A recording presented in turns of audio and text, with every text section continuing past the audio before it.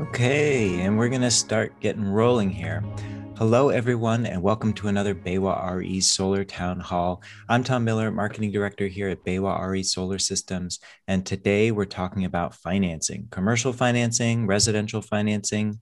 We'll talk about the latest trends. We'll get analysis from our guests. We'll talk about various financing options, the pros and cons, what approaches to take when working with a financier, how to develop projects that will pencil, and a lot more. And now let's get to our panelists. So first up, we have Brian White. He's a solar analyst at Wood Mackenzie Power and Renewables. Welcome, Brian. It's, I think, his third or fourth time on the Solar Town Hall. Great to have you back. Also from WoodMac is principal analyst Michelle Davis. Welcome back to her for the Solar Town Hall. We also have Greg Fisher. He's the Senior Director of Business Development at GoodLeap. Welcome back, Greg. Great to see you. We've got Rachel Shapira, our Director of Residential Finance at BayWa. Thanks for joining, Rachel. Great to have you back. Guillaume Casanova, he's our Director of Commercial Solutions. Welcome back, Guillaume. And last but not least, joining us for the first time, we have Brad Farrell. He's the CEO of what was Enable Energy and recently rebranded officially as BayWa r.e. Power Solutions. Congratulations, Brad. Welcome to the show. So we've got quite a few of you on the panel today. I'm hoping for a lively discussion. So I want to start by laying some groundwork. I'm going to go to Michelle first. As we know, the solar industry is growing rapidly. It feels like there's a lot of opportunity out there and now and in the years ahead. But I'd like Michelle to give us a commercial lay of the land. What are you tracking when it comes to commercial financing? What are some of the opportunities you're seeing? Sure. Thank you, Tom. I'm happy to be here today. To start off, for sort of what's ahead for commercial solar, in 2020, there were a little over 2.2 gigawatts installed in the United States. And I use the term commercial solar to mean sort of any kind of distributed project with a non-residential off-taker. So that also includes community solar. It's kind of an important segment of the industry to take into account. For growth that we expect in 2021, we are expecting about 17% growth for that segment. If you take community solar and sort of commercial on-site solar separately, commercial solar is expected to grow a bit faster and community solar is expected to grow a bit slower, but it evens out at about 17% growth. And the reason for the sort of big uptick in growth in 2021 is mostly related to the fact that a lot of community solar programs and certain incentives at the state level have sort of coalesced this year. And so there's been a lot of pipeline that will come online this year as we track those projects and that capacity. You guys all know the usual suspects: the SMART program in Massachusetts, the TREC program in New Jersey, et cetera, et cetera. As we look a little further down the road for the next several years, we're expecting a little bit more moderate growth in the more like 6 to 7%. So basically you're looking at somewhere between 2.6 and 2.8 gigawatts of commercial solar coming online every year for the next several years. And of course, logically, there's a little bit of a expected dip in 2024 when the ITC reduces to 10%. But then things sort of go up from there, expecting that solar continues its declining cost trajectory. And of that volume, every year, community solar is expected to make up somewhere between like 25 and 35% of that commercial solar volume. So both of which are growing at a little bit more moderate pace. And many of you in the audience are probably hearing a lot about enormous solar growth, just like Tom was alluding to, and Brian can cover a little bit more of the specifics for residential in a second. But commercial solar, as we're going to talk about today, especially on the financing side, there can be a number of challenges to making those projects happen. And so commercial solar has historically been very reliant on state policy and the cadence of those programs and when they allow pipeline to develop and when they allow projects to come online. So we track all of that very closely on a state-by-state basis at WoodMac, and 2021 is a big year, followed by several more moderate years based on the the pace of those programs. Got it. That could change if policy changes or the ITC is extended or what have you.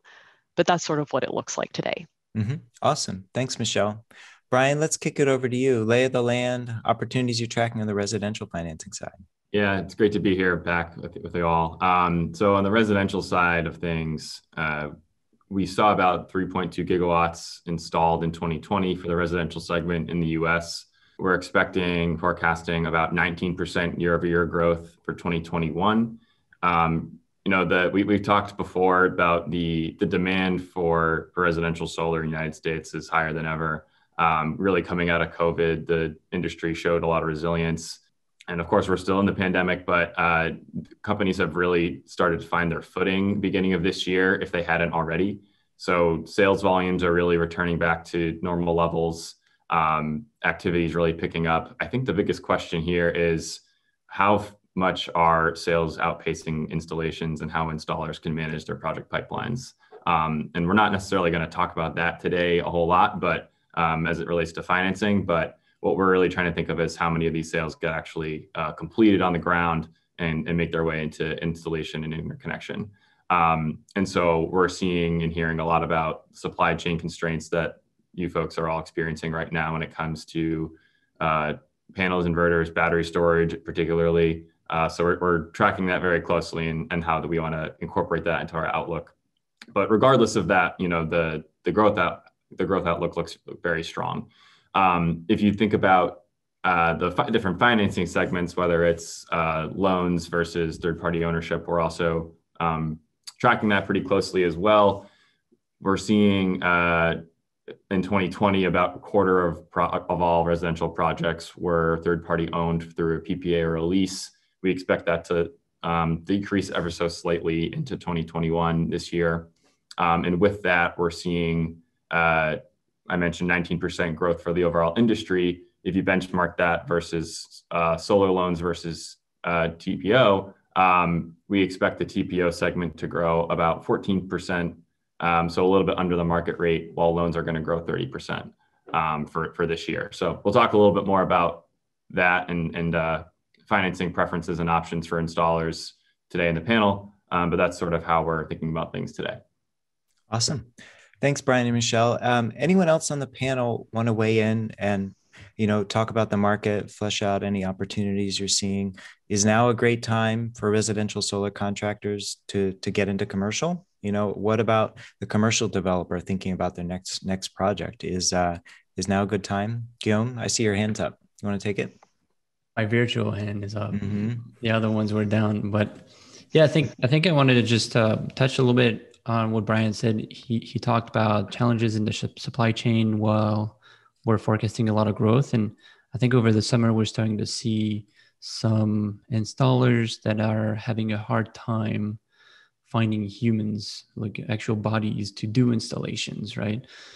So not only we have difficulties on getting the panels over here because of all the many challenges that the solar industry has just been accustomed to with the solar coasters, but this year in particular, it's really hard to find labor, and that causes delays in projects to slip and their timelines to potentially move to 2022. And it started really June, July is when we started to see it ourselves, and we're one step removed, right? So that means the installers probably started to see that a month and a half ago. Awesome. Any other thoughts there? Brad, you got your hand up. Sure. Yeah. I think we're definitely seeing a 1 to 2 quarter slip overall from a variety of reasons. As Guillaume pointed out, labor is a huge issue right now across the country. It's not specific to one region. Additionally, product supply delays there. And then general processing times, specific to California, upgrade lead times are getting out on larger commercial systems 18 to 24 months. So you could have stranded capital sitting in a project where you're tied to a PTO milestone. And you've got to be very conscientious of that going into a project, specifically on the commercial side, because it's a different animal than the residential marketplace. Awesome. I would add one other threat is there are a number of EPCs who have set pricing with their originators that don't allow, or that kind of don't build for the variation where equipment prices go up, because prices have been going down for so many years. We are expecting prices to start going up on a number of components. And I think a number of EPCs who have not factored in the possibility of prices going up into their contracts with originators are going to find themselves in a tight financial pinch. Mm-hmm. Guillaume, you want to build on that? Yeah, I think Rachel is very right. Like, there are installers that have experienced a 35 cents per watt cost increase on the construction of their carport, just to steel and aluminum pricing going up, and that makes their project in the red, right? And so that's not feasible for them. So that's a big issue. Mm-hmm. Mm-hmm. Okay.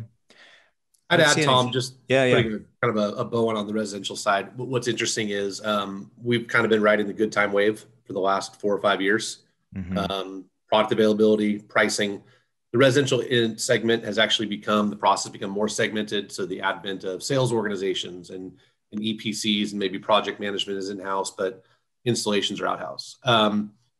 Our concern, and we're watching closely, are the newer entrants, or the companies that were sales organizations for 4 years that have become an EPC in the last 12 to 18 months. They've never known product constraints. They've never known human capital constraints. And, it's the established players to scale and to kind of manage through these are probably in a better position. The folks that went from 15 to 30 installations a month, and now they're trying to figure out how they keep up with that. It is a big concern. And I think because that segmentation I mentioned, we are seeing trends in where sales organizations are trying to shift their alliances to those companies that actually can keep up with the demand. And that continues to provide downstream pressures on the space. Mm-hmm.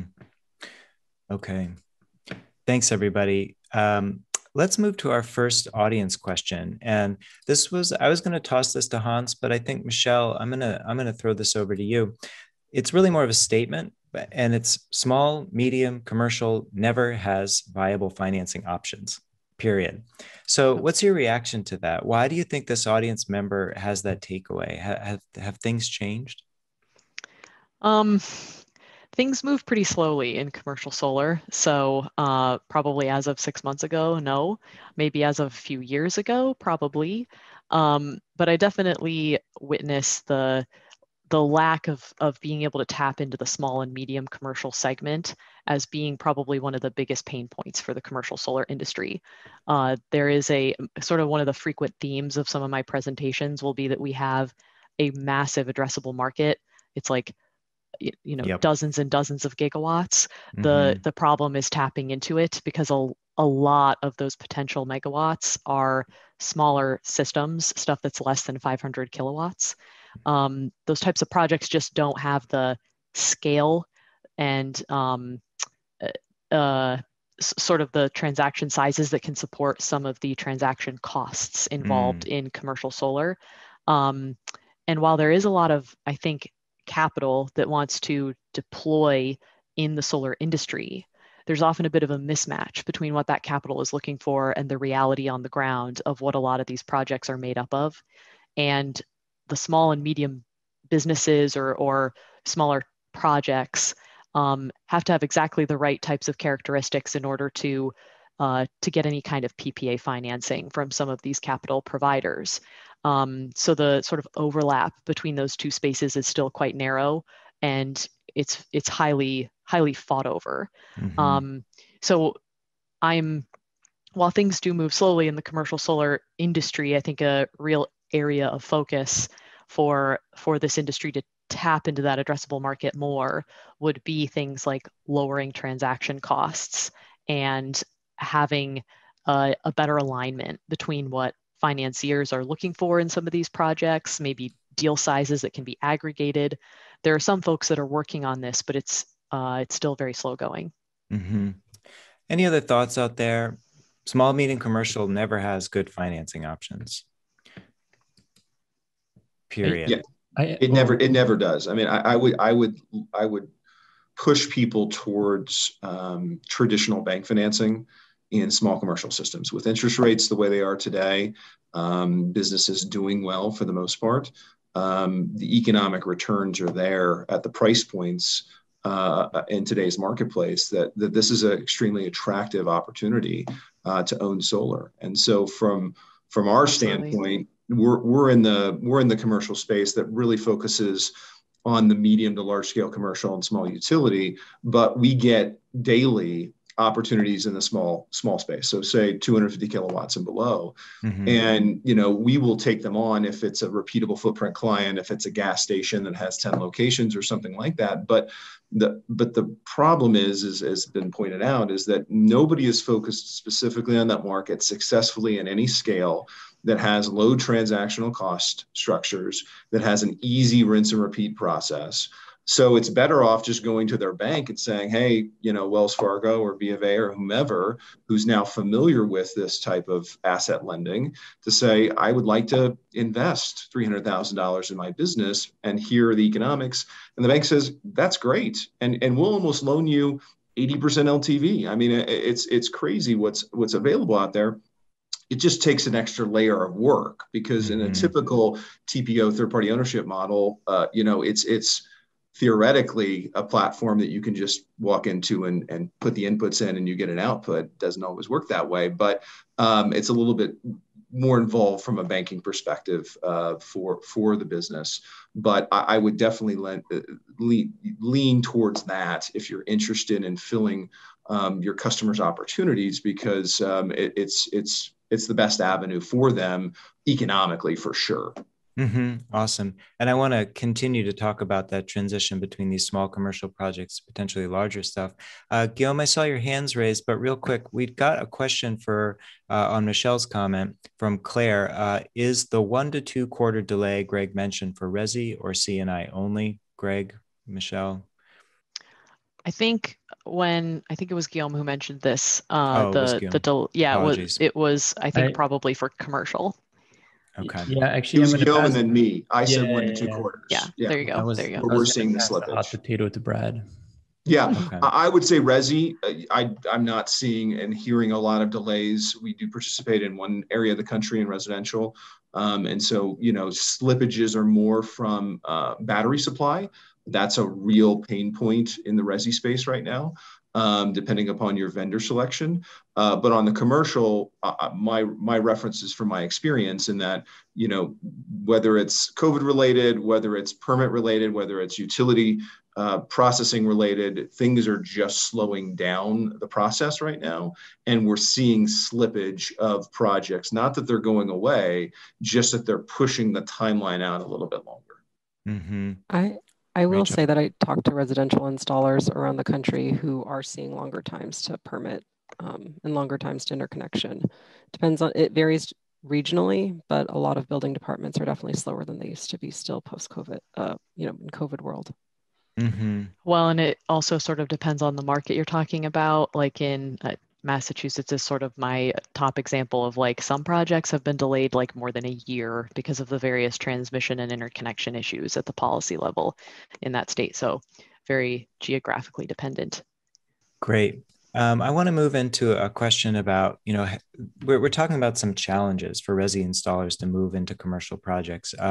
Brian, I'm wondering if you have any thoughts on that. And then I do want to ask you just specifically about PPAs and those interested in moving into that space, what they need to know. But Brian, any thoughts on these challenges for the installers looking to move more into the commercial space? Any thoughts? Yeah, I'll probably keep my thoughts brief here, because most of the time when I'm talking to residential players, they're very focused on the demand that exists in that space. I don't often hear from installers that are looking into small commercial. I know there's a handful of companies that we're talking to on a regular basis where they do a handful of commercial deals once in a while that more so look like residential projects due to their size and the outlay, how the building looks like. It's just a very simple rooftop installation. So for all intents and purposes, it looks like a residential installation there. But I think that's actually becoming a little less common for some of the companies we're talking to.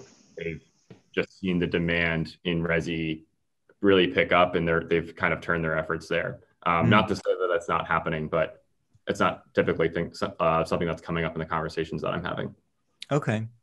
Guillaume, I did want to go to you, but now that I'm thinking about it, Brad, I'd like to come to you and talk about those smaller projects that you pick up sometimes. So let's take the scenario, maybe the prospect is a commercial baker, or a big commercial bakery, and you're trying to sell them on that sub 500 kilowatt project, but they might not want to make an investment that's not like part of their equipment or their trucks or things like that. How do you talk to them about thinking about making this large $500,000 investment for something that's not, a truck or an asset that they use every day? Sure. I mean, I think our strategy initially is to see what appetite they have for investing in renewables. Either whether they're looking for an opportunity in the space to install something, or we're pursuing them directly for whatever reason. But depending upon that, there are some small third-party ownership options that we've been able to deploy, which goes more to family offices than larger scale institutions. But the talk track has to be focused on the long-term value of their business, of their continued use of their facility, their condition of their facility. So roof, service level upgrades, what else it can be done there. And then ultimately, what else do you want to do? Do you want to do more than what we're doing at the same time? So if you're going to go out and get a loan and you want to go, we're talking to one golf course that wants to put canopies over their driving range. Okay, great. We can include lighting. We can do new barriers in between facilities and their bays. And so, what else can we do to help enhance your business, which is probably more tangible to what they do on a daily basis, which is selling a product, right? So, in solar, it's mostly, let's get operating savings. But how can we translate that to more to them, whether it is a consumer benefit that can be visible in their product packaging, or whether it is a kiosk in their entry of their facility to highlight their engagement in renewable technology. So, we're looking at it more holistically of how we can better their overall business and come at it from that angle, because you're right. In today's market, I may be more interested in buying a work truck because I can do one more project that's going to put dollars in my pocket today than waiting, 5 years, 6 years, 10 years for a cash on cash return for one of these assets. But if you've got the right people you're talking to, not a facilities person, the management, the ownership of the business, you need to go straight to those points quickly. Otherwise, it's a much harder sell. Mm-hmm. I would also add in, Tom, your question said, for something you don't use every day in your business, power actually is something that all business owners use every day in their business. It's just not necessarily something they think about. And so drawing their attention to where they're spending their money today in an area that they're not thinking about, in a way that they could save money in this cost that's not going away anytime, it would be something I would want to do. Great. I'm sold. Yep. Guillaume, you got your hand up. Yeah, no, I think what Brad is saying is extremely important, because the first reaction a business owner will have is, well, you're asking me to put this investment on my balance sheet and I know nothing about it. And if there's an issue, I don't know how to deal with it, right? So like if you take the example of a baker, you have machineries or a fridge and they know what's going to yield in terms of revenue for them. But if you put a $300,000 solar system on the roof and it sits on the balance sheet and you have issues, what is an inverter, and when it fails, what do I do, and why is my system going down? So that is an important point, right? What Brad was pointing out and how you solve that. The PPA would enable the business owner to not only not care that much about how it functions, but also not have to do the operation and maintenance of it, right? So if there's an issue, it's contracted by someone else, right? And you don't have to deal with that. And that's an important point. Great. Thanks, Guillaume. Unless there are any other comments on this topic, I'd like to switch and chat about Resi for a few minutes. When it comes to loans, leases, PPAs, Rachel, let's start with you. What should solar contractors be thinking about when deciding whether to sell with one of these different options, loans, leases, PPAs? Yeah, I think the first thing to think about when they're evaluating their current model and whether they want to make a change is, are they happy with their close ratio?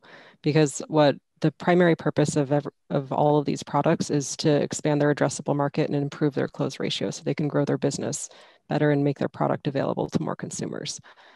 The next thing I would think about is how much paperwork or administrative burden their team can handle, because generally speaking, leases and PPAs are more demanding in terms of paperwork or virtual paperwork for installers. I also want installers to do an evaluation of what generates the most savings for the homeowners they serve and think about who they're targeting in their marketing efforts. Because different homeowners are going to derive different benefits from the different products. Do the homeowners have taxable income? Do they qualify for the ITC? Also, like, are there homeowners in their market likely to stay in their homes for the full loan or lease term or not? Because if not, they need to think about how easy it is to either prepay to pay down the loan, lease, or PPA, or to see how easy the transfer process is, because products are definitely not created equal on that front. I would also have and I don't think this is something enough installers are thinking about, which ties to something Guillaume mentioned earlier, which is, what are homeowners expecting from installers regarding operations and maintenance? Because most installers are not pricing their jobs to include operations and maintenance, but most homeowners do expect their installers to perform, operations and maintenance in the event of a critical failure. And so if the installer is not factoring in covering O&M for homeowners in their pricing, what are they going to do if they're selling a product that doesn't include O&M or service? Are they going to just eat the cost to avoid bad reviews? Are they going to offer an O&M service and set expectations with homeowners that it's something they're going to have to pay for if that's not included in the loan product that they're using? But these are all factors I think they should be thinking about. Mm-hmm. Greg, Brian, we'll come to you after Greg here. Any thoughts to build off of what Rachel was talking about? Best products for the different types of homeowners, fixed income, working family. What are your thoughts there? Yeah, I think what the finance space has done well over the last 3 or 4 years has become more innovative. We are seeing kind of, I think, 2 tracks right now. And one is innovation. So things where the homeowners have, options as to how much they want to pay and when. Being able to bundle more services into a single loan. I think we're also seeing, in some cases, finance providers providing, as low as a 0.5 point APR. And so, I think there's a solution that the market has for almost every homeowner situation. I think one of the things that we are trying to do a better job as a segment in the residential space is not just helping salespeople understand how to qualify a homeowner for solar, but what are the right questions you can ask to make sure you've got a product that works for them.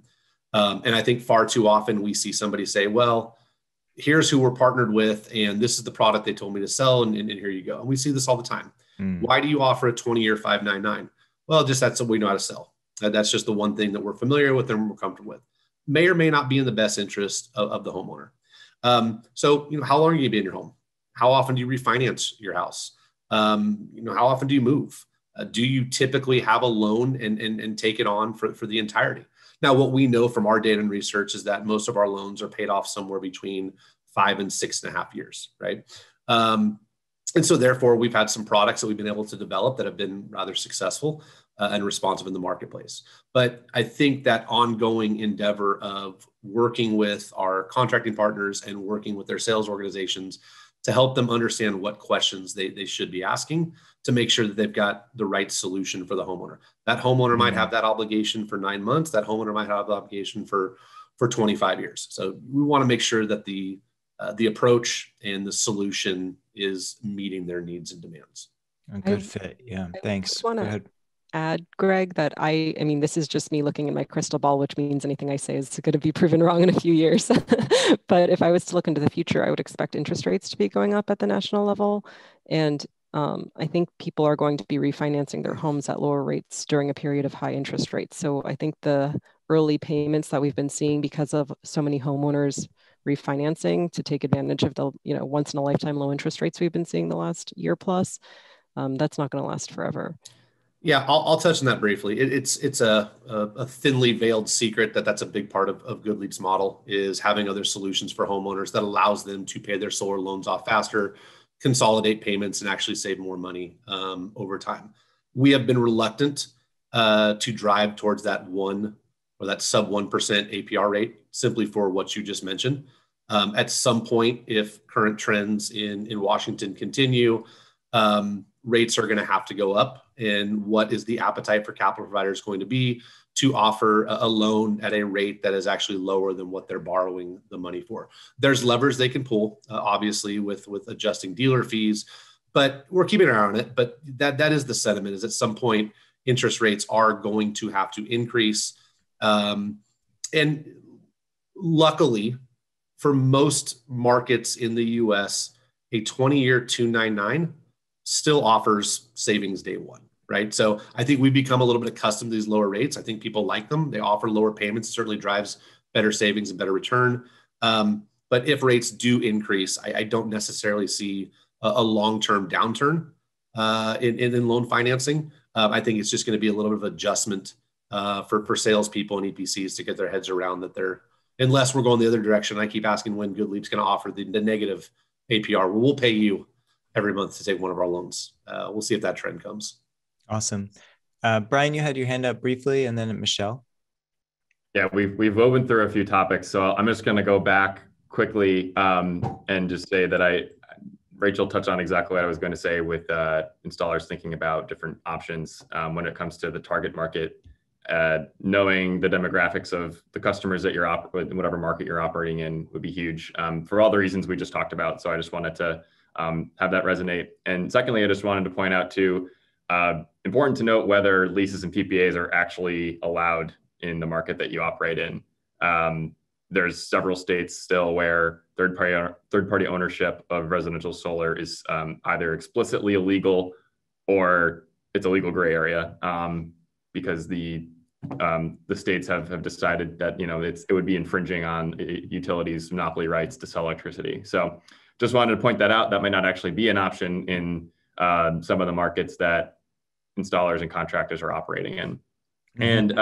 And just to respond quickly to what Greg mentioned about interest rates and how that impacts the product suites that are available. I do think there is some sort of risk that we'll see a backlash against the lower APR products, but sales reps have grown very comfortable with selling those products. A lot of growth, as we were talking about here in resi space, is attributable to those products.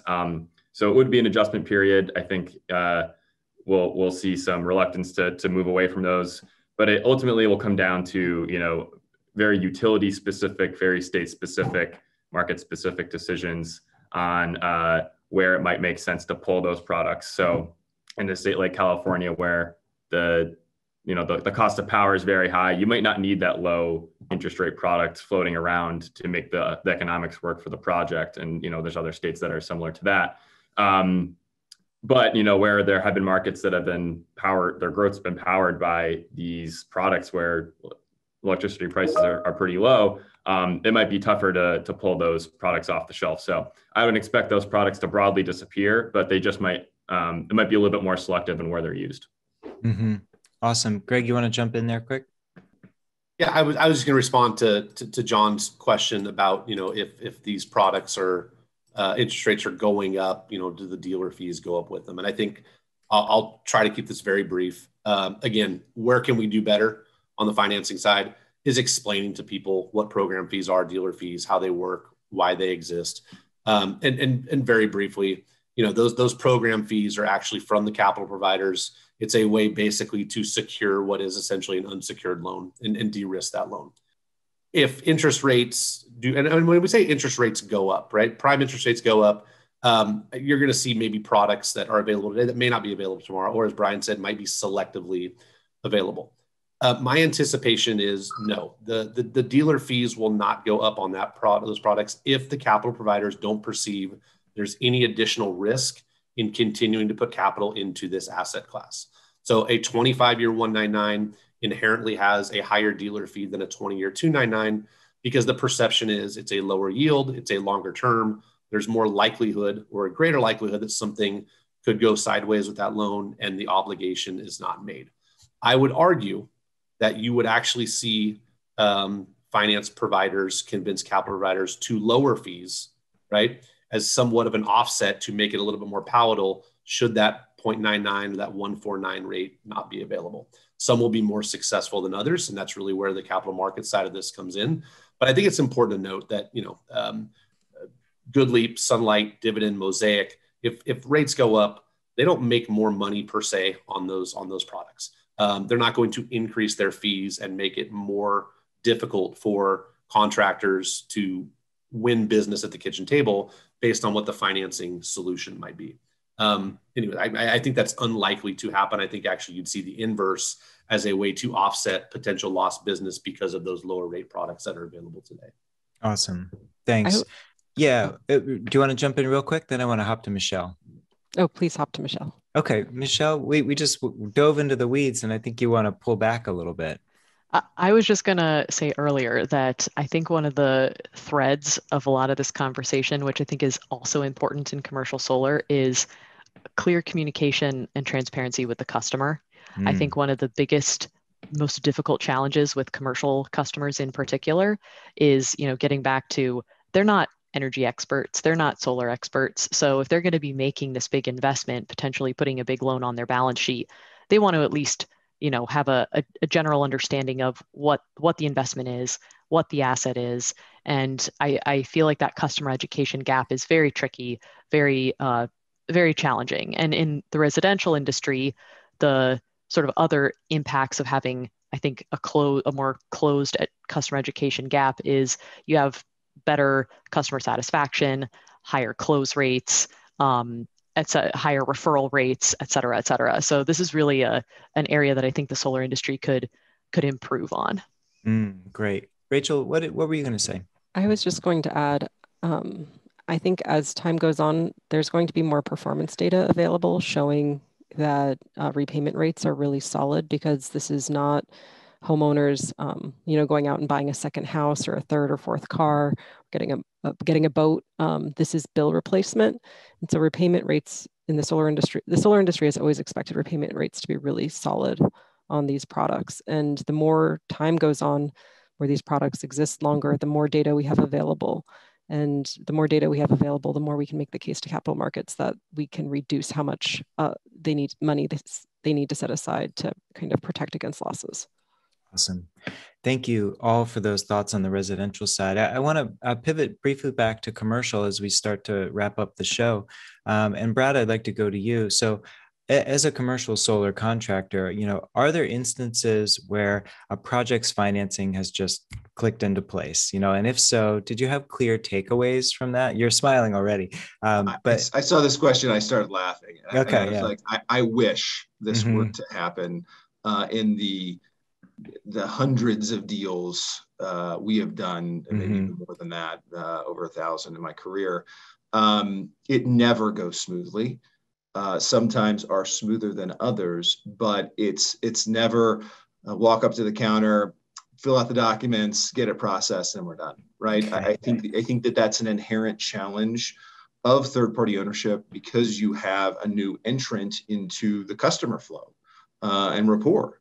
And so when we bring someone to the table that wasn't there day one, doesn't have the relationship with the client, that we aren't fully abreast, if they're new to us, their process and the nuances of their process, because it really varies between financier what level they want to get involved with. Whether they would like to be at the table, during site evaluation, or they'd like to be at the table not until we get to a PPA document after a term sheet happens.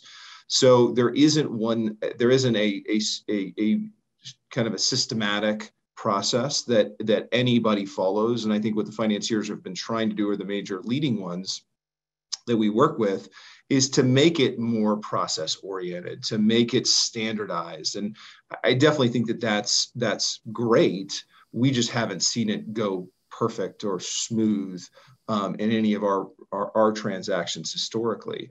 But I think that the market is growing up and evolving from understanding okay, now we need to go talk to this third party. And that does go a lot to a prior comment about, disclosure and detailing to the client what the steps in the process are to get to a system at the end of the day. Because ultimately that customer is going to be living with that provider, just like they'd live with a utility for whatever term of agreement there is. And so you've got to have that relationship develop over the course of the transaction, or it will not be a healthy relationship long-term. And we try to go for repeat clients. So we don't want to be switching financiers on their next project and their next project. So right. I think that there are some instances it is getting better, Tom, but it's in no way perfect. Okay. Michelle, yeah. Yeah, I'll just add quickly, the lack of standardization in commercial solar is very challenging. Every deal has like specific, unique characteristics for financing, for customer acquisition, for sometimes the actual, technology or project design itself. It definitely makes it a tougher business. And you can see that in the numbers. There's just a lot less megawatts of small and medium commercial solar installed today. Mm-hmm. I want to do one more commercial question and then bounce to Resi again. Maybe I'll toss this one to you again, Brad. But quick rule of thumb, for installers to quickly know if a system is going to pencil, are there common criteria you look for? What should they be thinking about? Sure. I think age of business, age of roof, utility rate base, as far as, the attractiveness of that. I would also say that, you want to find out quickly, as I mentioned earlier, their appetite for third-party financing or putting debt on their balance sheet. Those are things that you need to identify quickly, and obviously available space, because the transactional cost is high. The duration of time it takes to get from start to finish is long. And so you want to make sure you're maximizing your dollars. To go back to an earlier point, there is a huge void, an absolute void in small commercial opportunity that is just sitting out there for someone to go solve. I would love to see some of these larger funds blend in a portion, $100 million, $200 million, $500 million, whatever it is, to support that market on a simplified basis, because I think we've gotten to the point of at least, as Rachel mentioned, statistical data showing that people will pay their utility bill. And this is something that they're already spending money on. So if they understand it and the O&M is being performed and the relationship is good, there are many, many, many examples of parts of that industry as far as size that pay really well. And typically the returns are better. It's just the transaction cost. Everybody says, well, it's $500,000 to diligence a deal, so I only go 2 megawatts and up, or whatever it is, their criteria for the fund. I'd love to see more in that, because that would pull a lot of the residential players long-term, not short-term because everybody's too busy right now, but long-term into filling that gap as the market moves up and down, and to kind of spread out the cycle of development, because these things don't get built like a residential system. We can't install this stuff in 30 days. It's going to take 6 months, 8 months on average. And again, if you pull in a third party, it's going to take longer, right? Because you're just adding a layer of complexity into the transaction. Awesome. One more on the commercial financing. Michelle, you pinged me last week about this, and I think it was a great topic, but on the topic of policy and incentives, what program characteristics are the most helpful for financiers and developers, and why? Yeah, this is kind of related to some of those things Brad was just mentioning about how you determine what projects will pencil. And I think one of the components of that is a stable policy environment, or at least being aware of whether or not you will get qualified for an incentive or get an allocation in an incentive in some of the various like big state programs across the country. If policymakers are kind of maybe part of the audience, or if some of you want to advocate to policymakers, there's what we see a lot is boom and bust cycles in commercial solar. If there is uncertainty in any kind of policy, that whether or not it will be capped at a certain level, whether or not it will be, when it will close, when all the allocations will be filled, anything like that is really unhealthy for the commercial solar sector, at least in terms of more stable development activity. So, and there's also all kinds of other things you can throw in there, like siting restrictions and sort of county level rules on permitting or whatnot. Not to say that you don't want to have some smart siting when it comes to solar projects, but there are a number of states where the rules are just onerous, and so that increases some of those transaction costs, increases the cost of permitting, makes projects more expensive. And then, as we've been talking about, it just makes less projects viable, which is why so many investors and capital providers will only look at 2 megawatts and above. So those are sort of some of the things that I think about as well that are impacting this sector. We got an audience question, and it's related. The audience question is from Kurt, and he asks, "It's hard enough for sub 500 kW clients to finance. Any guidance for nonprofits?" That is a tricky question. I was actually thinking when Brad was talking earlier about some of these businesses taking out loans, getting bank financing for some of these projects. Sort of obvious segment of customers that is sort of left out, I think, by that type of thing is nonprofits, because not that you couldn't make it work for some customers, but the obvious impact of direct ownership is that you give up the tax credit, which today is really sort of a linchpin into making the economics for a commercial solar project work.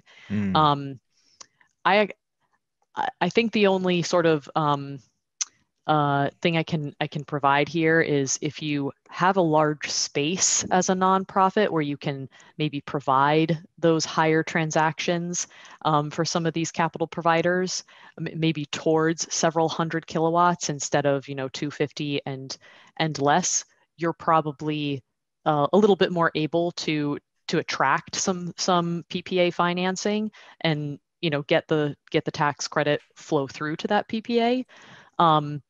But man, it's very tough. I'm actually, just coincidentally, I'm working with the diocese that my church is in to try and get solar installed on a lot of churches, which are small projects, stuff that's like under 100 kilowatts.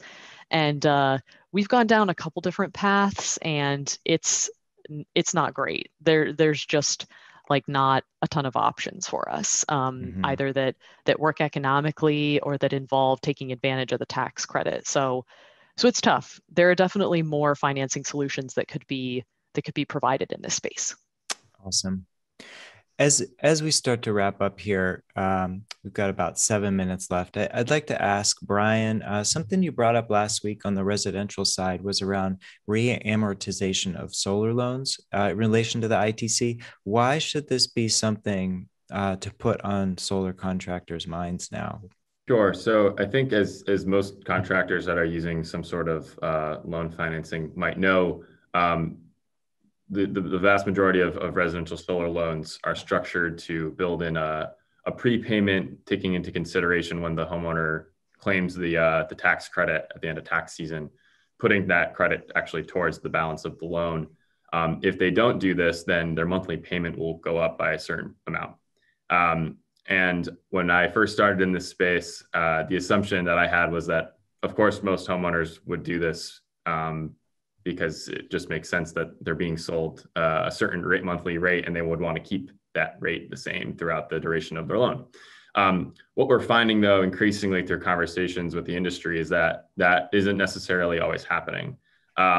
It's fine if that's the clear communication and the homeowner knows that's happening and they're fine with it, because some folks do want to take the tax credit and use it to pay down on their debt, or they use it to make a big purchase that they've been saving up for, and that's all fine. Where the trouble lies is if the homeowners aren't necessarily aware that their monthly payment will increase because they don't make this prepayment. And so what we've been hearing is that there's just a bit of a gap in communication around the time that they need to make this payment. Of course, the language is all there in the loan documentation, and from what I understand, most sales reps are including this in their pitch that this is something that will be happening. But the time from the sales pitch to install to you getting the tax credit can be much over a year. So it's easy to forget, especially with all the things that go on with a solar installation. So what we've identified is that I think there's a room for installers and financiers to kind of partner up and make sure that consumers are aware that this will happen and be reminded of the ramifications of either applying the credit to your loan balance or not. Awesome. Great note. Any final thoughts before I wrap up here? Yeah, I don't see any hands shooting up. So Guillaume, yeah, hand shot out. Both the virtual one and the real one. Yeah. I think I wanted to ask maybe Brad or Michelle that are plugged in the commercial side. Is there a platform that exists where there is some sort of a matchmaking happening between all the PPA providers and all the various conditions that each may have that are different from one another, and customers or business owners looking for those PPAs and trying to find the right one that their businesses will qualify for? Is there such a platform that plays matchmakers? Michelle, if you want to go first, I haven't seen one. I don't think it's quite what you're describing, Guillaume, but one of the companies who has been around in this area for a while is Open Energy Group.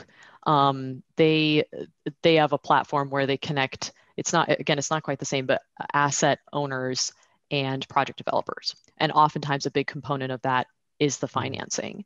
So, and they have an online marketplace. Developers can put their project portfolios up into the platform. What's nice about it is that one of the things they're trying to achieve is some standardization. So you can compare across different projects and across developers, and then presumably those can be matched with asset owners, and you can do things like enter into bidding processes. But they're a great company, and if anybody wants to sort of learn more about them, I'm sure they would be more than happy to have the reach out. And maybe I'll make one follow-up comment to that, just for the general industry that may be listening to this, is that what is good for a company in the EPC space for commercial is a healthy two-way relationship with financiers. Many financiers are out there developing their own projects as well, and they need good regional players to fulfill those construction services. And so, I've seen it more where you would have an RFP for building XYZ commercial system in Sacramento than a platform that brings financiers together to then bid on, your PPA needs. So in developing your PPA strategy, third-party ownership strategy, definitely come at it from that approach, that we are here to bring you opportunity, but we're also here to assist you in this market, because concentration is important to financiers. They want to be able to look at these assets long-term and be able to have a lower cost of service, which means, they don't want to have a one-off in one random location. They want to have multiple sites. So, there are developers out there that aren't contractors, and there are financiers that do develop. So, that leads for construction service opportunity. And that's a good, healthy balance for any business in the construction world to have opportunities coming in from both directions. Yeah, repeat business is definitely a common, thing people try to achieve. Awesome. Well, that's all we have the time for today. I'd really like to thank all of our guests for sharing, their thoughts on such a broad range of topics. But we had Brian White, he's a solar analyst at Wood Mackenzie Power Renewables. We have Michelle Davies, also from Wood Mac, principal analyst. Thanks for coming.